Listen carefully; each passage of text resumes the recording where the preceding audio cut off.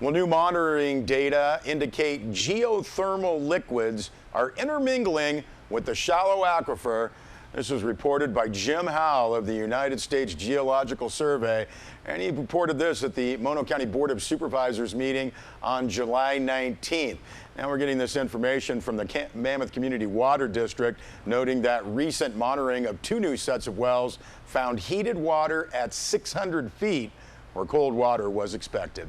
Now, in addition, the two new wells in and adjacent to the geothermal production area and two Mammoth Community Water District wells contain chemical components linked to the deeper geothermal reservoir.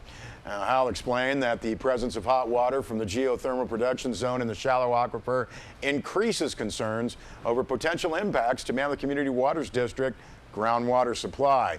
Now, the press release from the MCWD notes that this has been a concern of Mammoth Community Water District expressed consistently from the beginning of the study of the Casa Diablo 4 project. Now, CD4 will considerably expand geothermal production in the area. Now, Howell at the Mono Supervisors meeting said, quote, "What we learned is not what we thought it was back in 2013, end quote. He also stated that based on the new information, quote, the potential for thermal water to intermingle with cold groundwater production is now a higher possibility, end quote. Now, to protect the Mammoth Community Water District water supply, an early detection system consisting of additional monitoring wells is critical to ensure impacts are not moving horizontally toward Mammoth Community Water District production wells. Howell emphasized that these concerns are based on a limited data set, and additional data over 1.5 to 2 years need to be collected to better inform decision makers about the geothermal system and potential impacts that increased geothermal production could cause. Now, the Bureau of Land Management Office has been informed by the USGS about the latest data from the new monitoring wells and water quality program test results. Press release notes, as a permitting agency for the project, the BLM is working with the Mammoth Community Water District and the project proponent, ORMAT, to complete a monitoring and response plan for the project.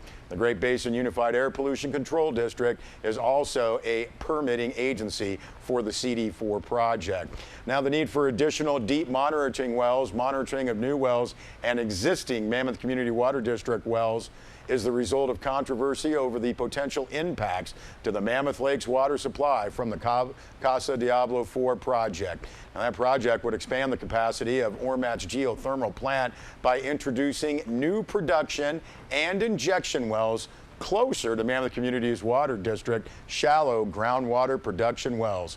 Now, the environmental documents for the CD4 project concluded there would be no potential impacts to MCWD's groundwater supplies based on a conceptual model that included an impermeable geologic layer between the shallow aquifer and the deep geothermal reservoir. However, Howell of the USGS said, with the new information, quote, the conceptual model is out the window, end quote. Now, the Mono County Board of Supervisors concluded the workshop by requesting status reports on information pertaining to the Casa Diablo 4 project.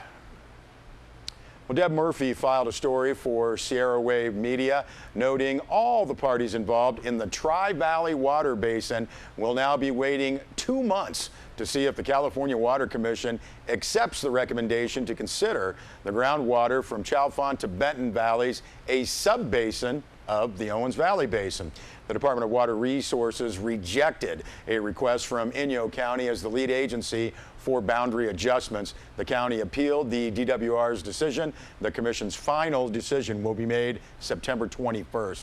Now, all this is part of the Sustainable Groundwater Management Act, a bill requiring groundwater sustainability agencies to develop plans to protect aquifers from overdraft. Now, as an adjudicated basin, that part of the Owens Valley Basin under land owned by the Los Angeles Department of Water and Power is exempt.